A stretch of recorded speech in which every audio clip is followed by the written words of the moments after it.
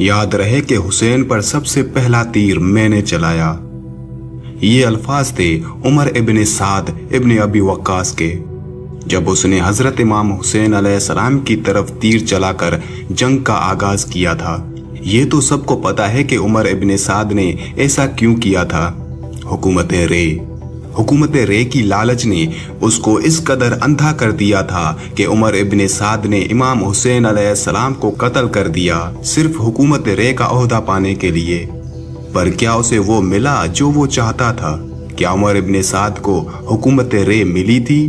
क्या वो अपने मकसद में कामयाब हो गया था, या उसका ये ख्वाब उसकी मौत के साथ ही चला गया? उमर इब्न साद ने फर्जंद पैगंबर को शहीद किया और अहले बैत को कैदी करके कूफा लाया और जिंदान में पहुंचा दिया। फिर ये मलऊन बड़े गुरूर और तकब्बुर राब से उबैदुल्लाह इब्न ज़ियाद के पास गया और पूरे गुरूर से अपनी कुदरत और वक्त के इजहार पर बड़ा फख्र करता था। ये इब्न ज़ियाद से मदह तारीफ शाबाश मिलने की उम्मीद में बैठा था, लेकिन उसका ये गुरूर तकब्बुर नखूद टूट गया जब इब्न ज़ियाद ने कोई मोहब्बत का इजहार ना किया और कोई तारीफ और शाबाश ना दी। अल्लामा मजलिसी फरमाते हैं कि जब इब्न साद और इब्न ज़ियाद की मुलाकात हुई, इब्न ज़ियाद ने उमर इब्न साद से कहा, वो हुक्मनामा मुझे वापस करो जो इमाम हुसैन अलैहिस्सलाम के कत्ल के बारे में लिख कर दिया था। उमर इब्न साद ने कहा, वो हुक्मनामा तो मैं गुम कर बैठा हूँ, खुदा की कसम गुम हो गया। इब्न ज़ियाद ने कहा, उस हुक्मनामे को हर सूरत हाजिर करना पड़ेगा।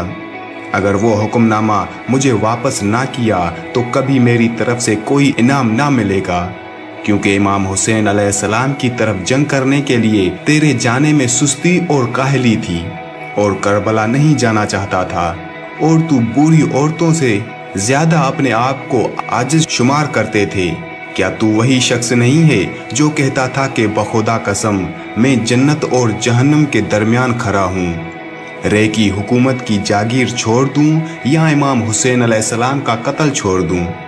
इब्न साद ने कहा, हाँ मैं ये कहता था और तुझे भी इस फेल से रोकता था और नसीहत करता था कि मेरा बाप भी मुझसे इन अमूर पर मशवरा करता तो यही कहता जो तुझे मैंने कहा था, वही अपने बाप को कहता और पदरे हकूक अदा करता, लेकिन तुमने मेरी नसीहत को ना जाना।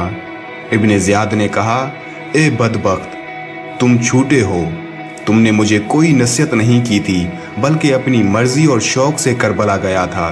इब्न साद ने जब इब्न ज़ियाद का ये रवैया देखा तो अपनी मजम्मत की और कहा कि सबसे ज्यादा गलत काम मैंने किया कि इब्न ज़ियाद की अताअत की और खुदा की नाफरमानी की और अपने रहम को कतह किया। बस इब्न ज़ियाद के दरबार से मगमूम होकर गज़बनाक बाहर आया और बार बार अपने आप को ये मलऊन कहता था कि मैंने बहुत बड़ा नुकसान उठा लिया है।